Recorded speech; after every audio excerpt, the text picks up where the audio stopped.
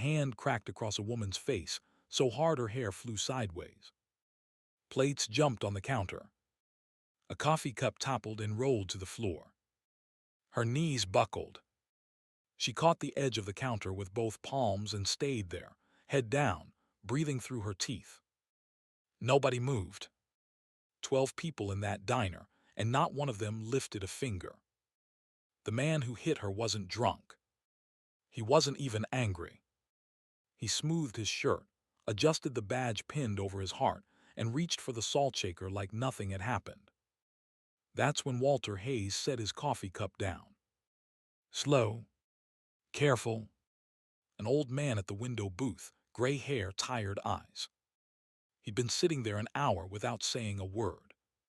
What this old man did in the next 90 seconds nobody in that whole town would ever forget. Stay with me on this one. The diner sat on a stretch of two-lane road in East Texas, halfway between somewhere and nowhere. Pine woods on one side, an empty gravel lot on the other. The kind of place where the same dozen faces show up every morning, and the coffee tastes the way it tasted in 1962. The waitress was Marlene Pitts, 41 years old. 2 boys at home. A husband 6 months in the ground after a heart attack on a roofing job. She'd been working double shifts ever since, and the bags under her eyes told you the rest. She didn't complain. She poured coffee, smiled at truck drivers, and counted her tips by the window every night before locking the door. The man who slapped her was Sheriff Boyd Crane. Now here's the thing about Boyd. He wasn't elected because anybody believed in him. He was sheriff because his older brother ran the county commission, and his cousin sat on the bench at the courthouse. He inherited the badge the way some men inherit a bad watch. Without earning it. Without knowing how to use it. Boyd was 45, 250 pounds, with a thick neck and small, mean eyes. He liked the badge. And what he liked doing most with that badge was reminding people who owned their day. He'd been working on Marlene for 8 months. Pinching her arm when she walked past with a tray. Grabbing her wrist when she tried to refill his cup. Calling her names that made the regulars look down at their plates. Marlene had complained once. Just once. To a deputy who happened to be Boyd's nephew. The complaint never made it to paper. The next morning, her mailbox was lying in the ditch with a tire mark across it. She got the message. She kept pouring coffee. That morning she'd brought him his usual. Black 2 sugars, a slice of pecan pie he never paid for. He'd asked for a refill. She'd said the pot needed a few minutes to brew. That was the whole thing. He stood up, walked around the counter, and slapped her hard enough to rattle the window glass. Now in any other room in America, that's where the men stand up. In that diner, nobody did. 2 truckers at the booth by the door looked at their plates. A pair of road workers in safety vests pretended to study the menu they'd already ordered from. The cook, a heavy-set man named Eddie, was watching through the kitchen window with a hand frozen above the grill. Everybody in that room knew exactly who Boyd Crane was. Everybody knew what happened to people who crossed him. So they did what people do when they're afraid. They became furniture. Believe me, that's the hardest part of a story like this. Not the slap. The silence after. Walter Hayes was in the corner booth by the window. He'd been there since 6 that morning. Same booth. Same order. 2 eggs, dry toast, black coffee, a folded paper on the table. He was 73 years old. 6'1". Leaned the way a man gets when he spent his life walking and chopping his own firewood. Gray hair cut close. Hands that looked like they'd done work. He didn't talk much. He nodded to Marlene when she filled his cup. He paid in cash.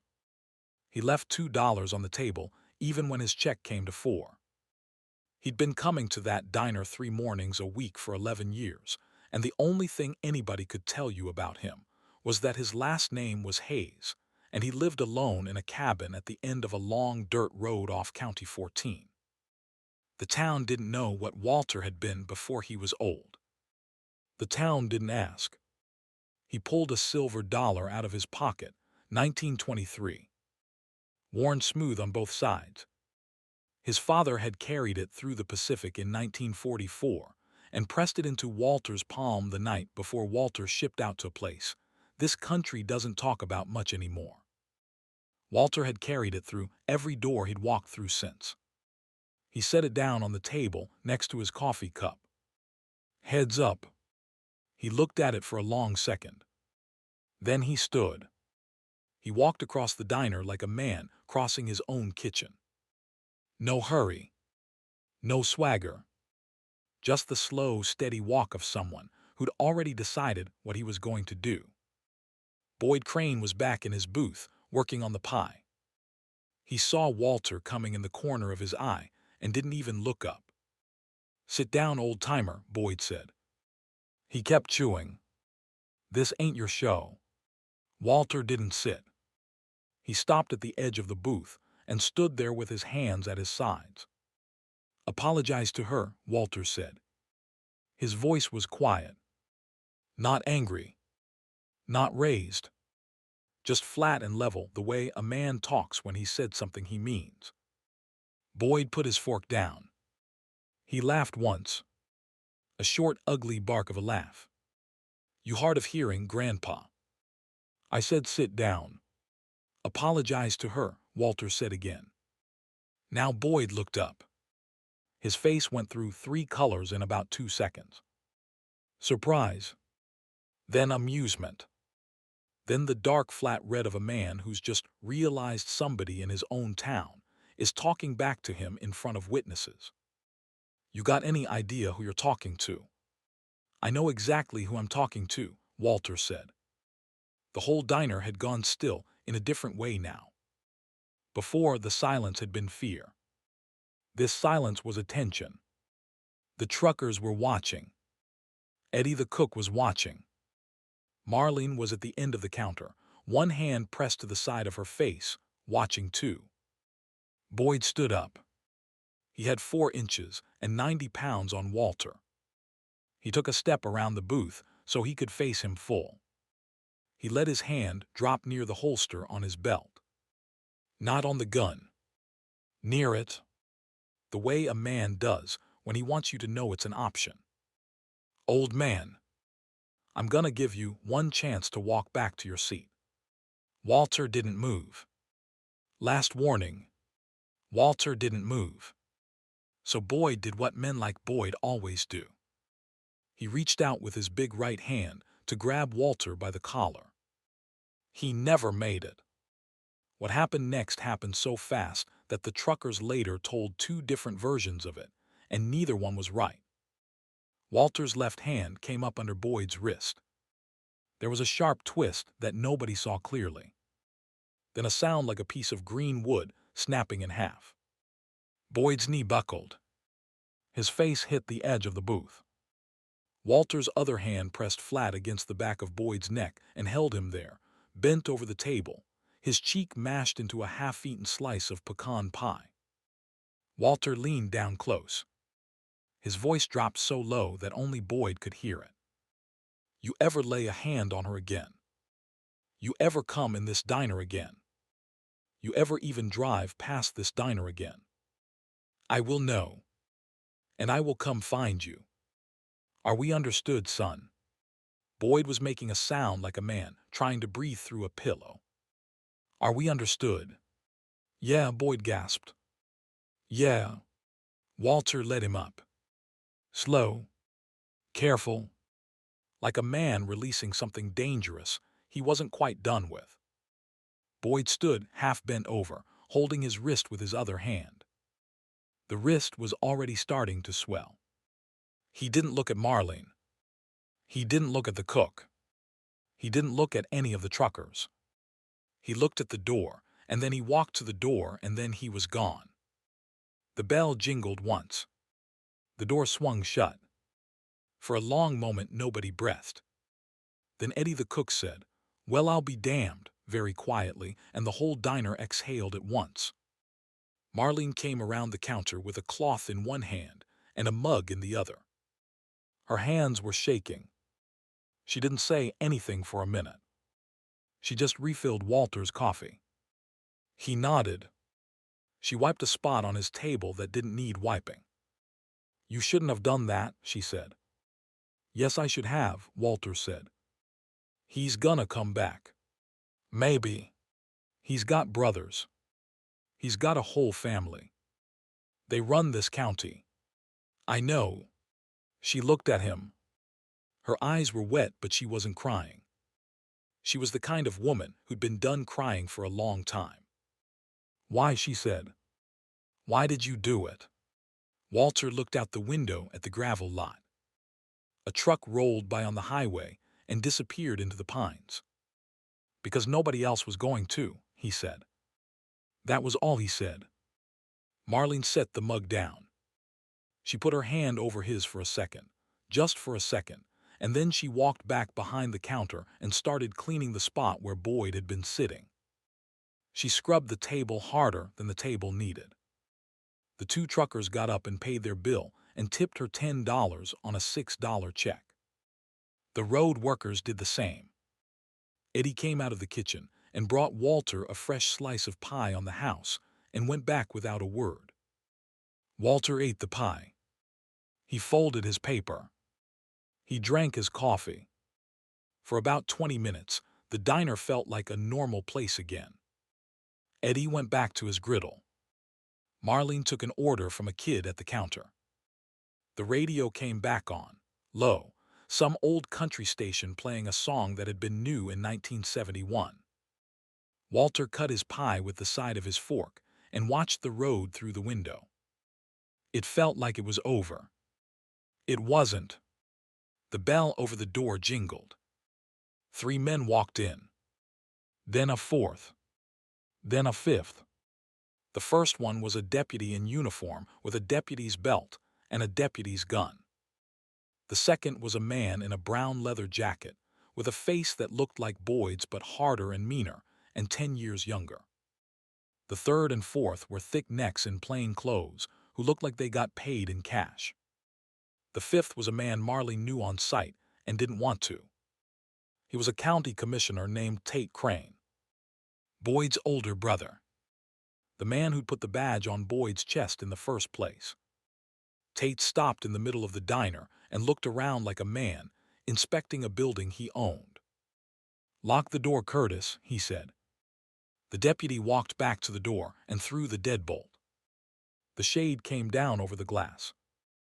Tate pulled a folding chair from the next booth and dragged it into the middle of the floor and sat down on it backwards, his arms crossed over the top of it, like he was settling in for a long talk. "Now," Tate said, "I hear there's been a misunderstanding. This wasn't pride anymore. This wasn't one drunk sheriff in a bad mood. This was the family. This was the machinery. This was every county courthouse and every quiet phone call and every mailbox in a ditch, walking into a diner in 5 bodies and locking the door behind them." Walter Hayes set down his fork.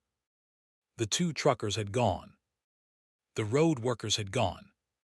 The kid at the counter was a 13-year-old boy who'd come in for a milkshake and now sat with his hand frozen around a straw, looking at his mother behind the counter. Because that kid's mother was Marlene. He was her older boy. His name was Caleb. Marlene's hand went to her mouth. Tate Crane saw the boy. "Well now," Tate said. "Look what we got here." Walter stood up. "He's a child," Walter said. "He's also leverage," Tate said. "You want to walk out of this diner today, old man, you're gonna sit back down. You're gonna apologize to my brother, who's gonna walk in that door in about 5 minutes. You're gonna pay for his medical bills.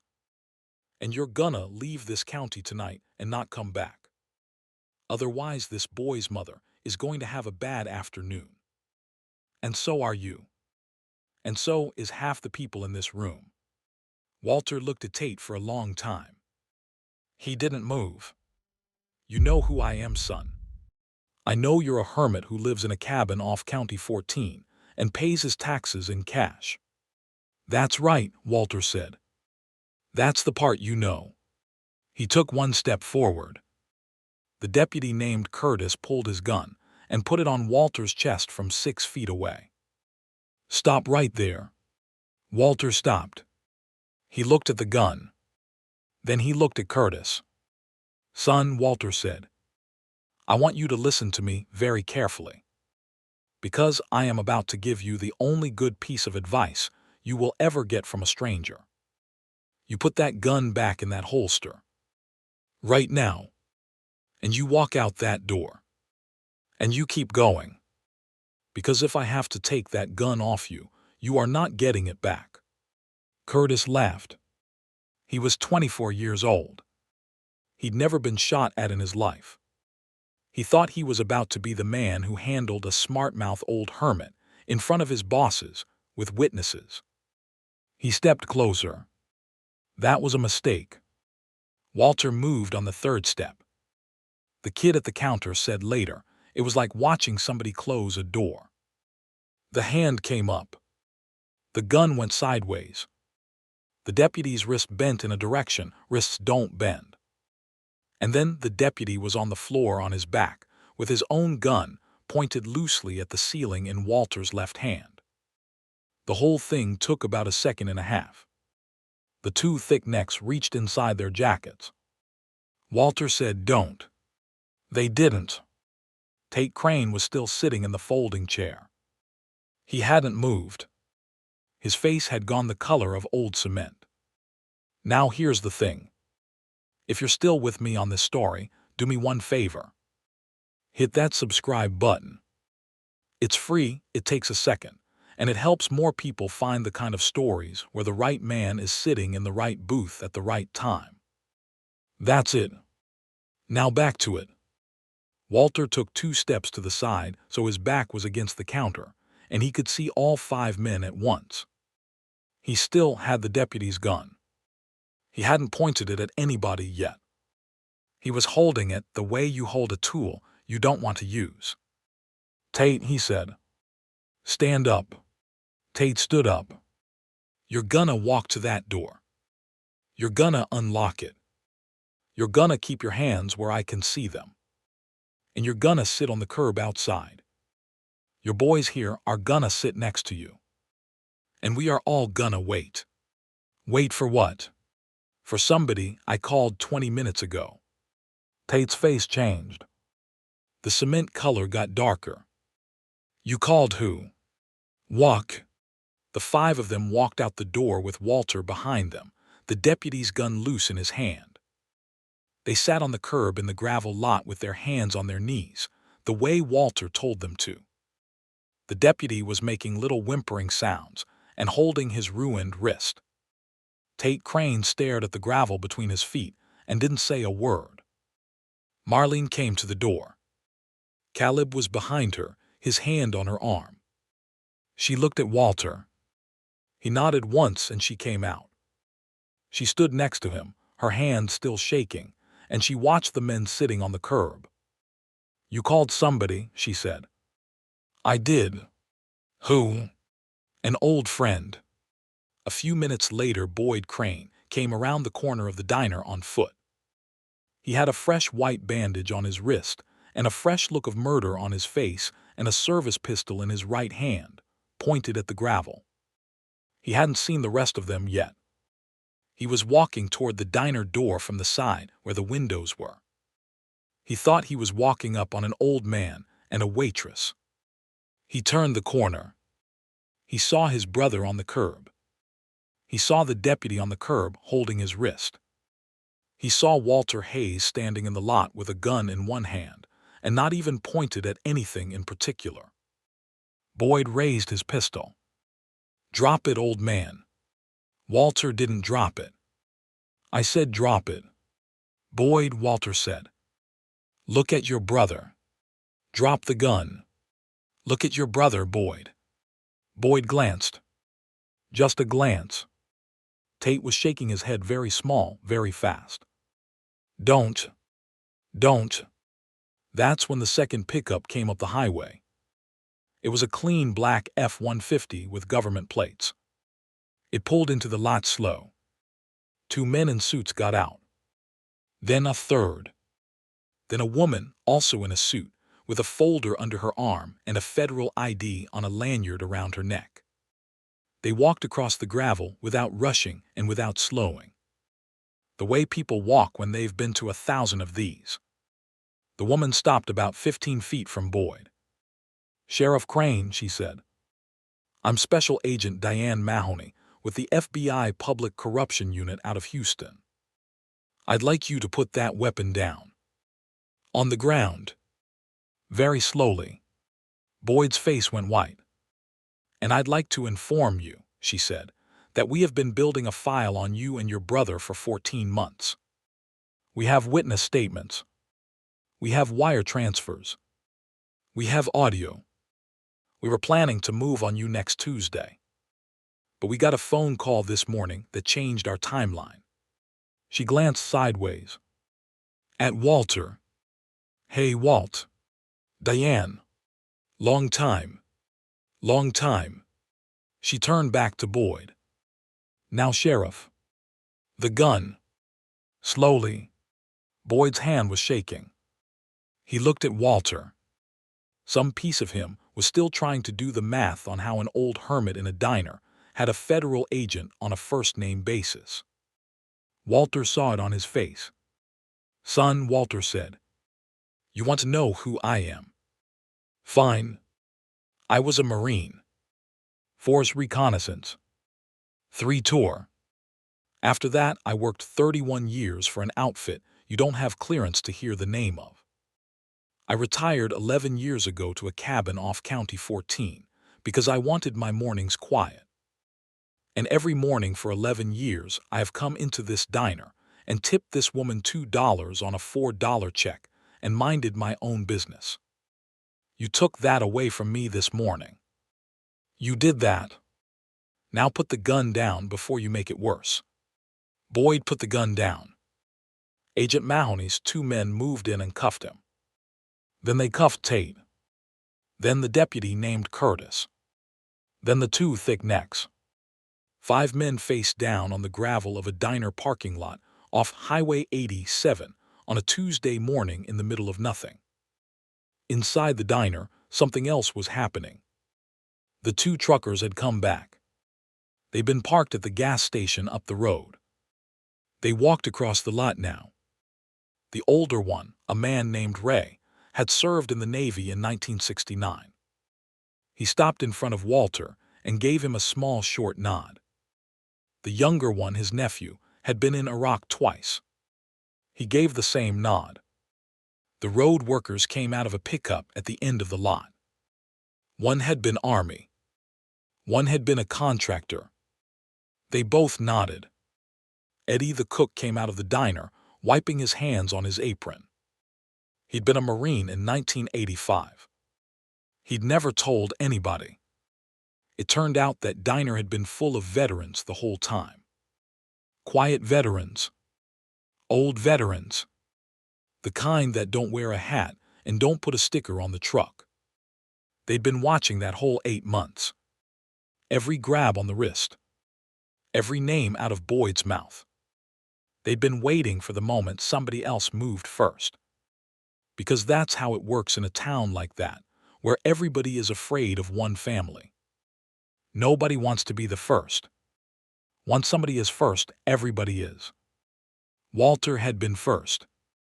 The trial took 8 months. Tate Crane went away for 12 years on corruption, racketeering, and witness intimidation.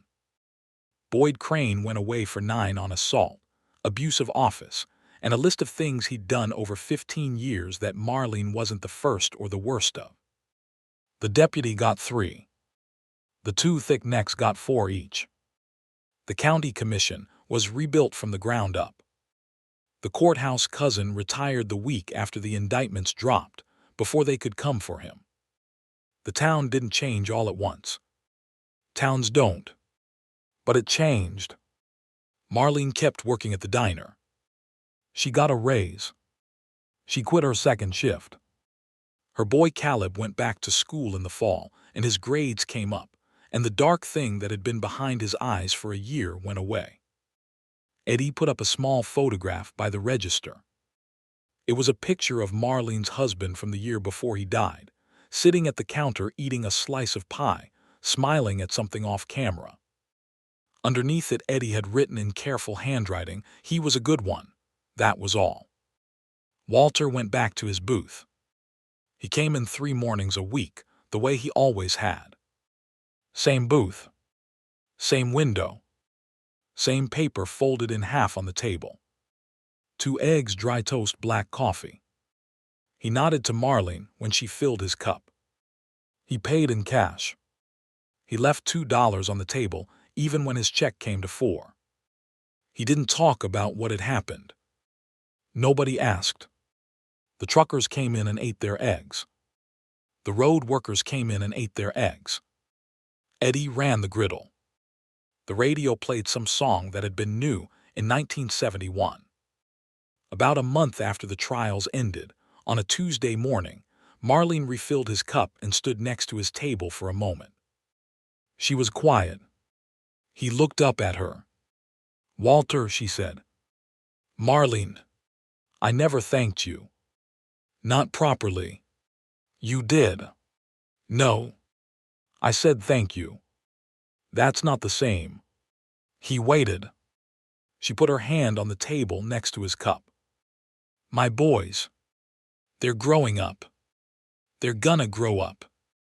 And they're gonna do that because some old man in a corner booth got up out of his seat one morning when nobody else would. I think about that. Every night I think about that. So I want to say it once, and then I'm not gonna say it again. Thank you. For my boys. For me. For all of us." Walter didn't say anything for a long time. He looked out the window at the pines. A truck went by on the highway. "Marlene," he said, "there's a lot of men like me.